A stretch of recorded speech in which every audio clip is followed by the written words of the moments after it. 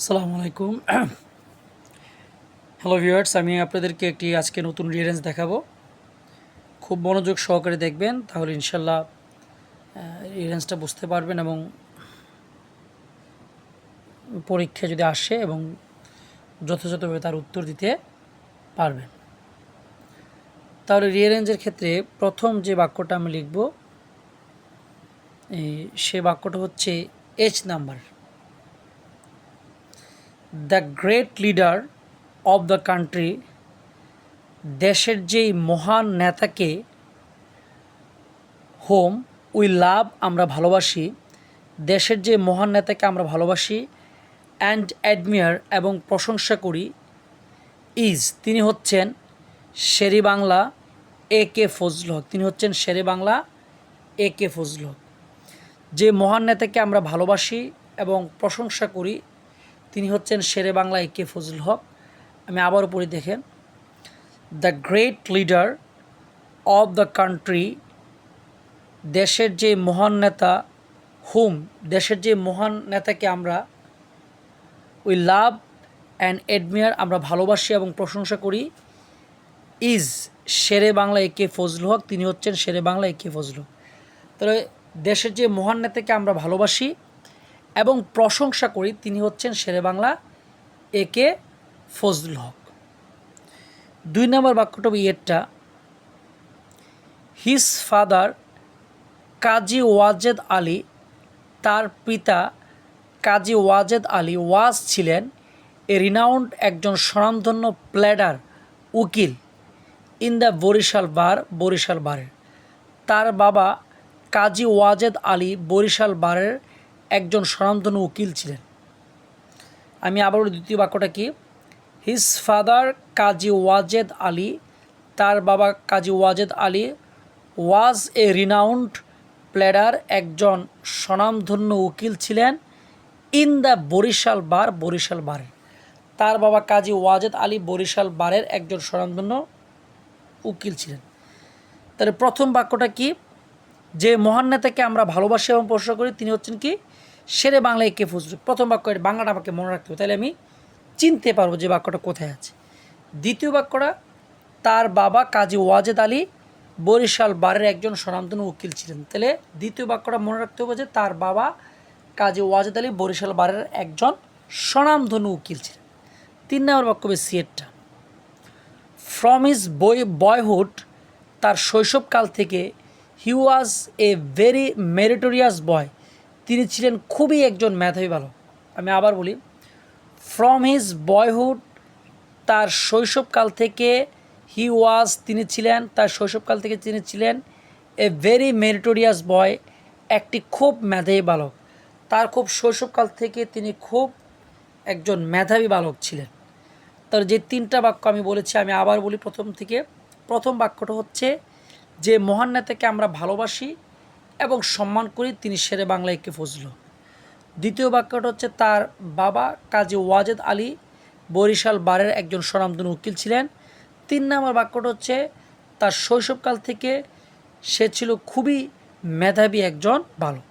4 নম্বর বাক্যটা ব্যাফেটটা, ওয়ান ডে একদিন, দ্য বয় ফজলুল হক, বালক ফজলুল হক, ওয়াজ রিডিং পড়তেছিলেন ইন হিজ স্টাডি রুম, তার পড়ার কক্ষে।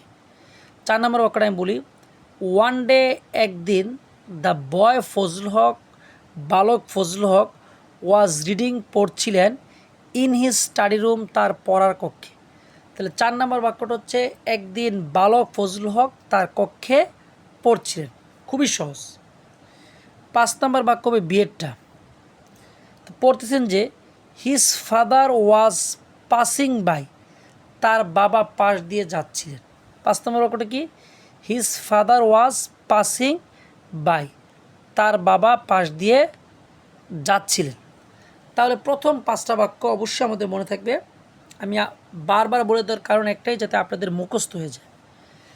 প্রথম বাক্যটা কি, যে মহান নেতাকে আমরা সম্মান করি এবং ভালোবাসি তিনি হচ্ছেন শেরেবাংলা এ কে ফজলুল হক। 2 নম্বর বাক্যটা হচ্ছে, তার বাবা কাজী ওয়াজেদ আলী একজন স্বনামধন্য উকিল ছিলেন। 3 নম্বর বাক্যটা হচ্ছে, শৈশবকাল থেকে সে ছিল খুবই মেধাবী বালক।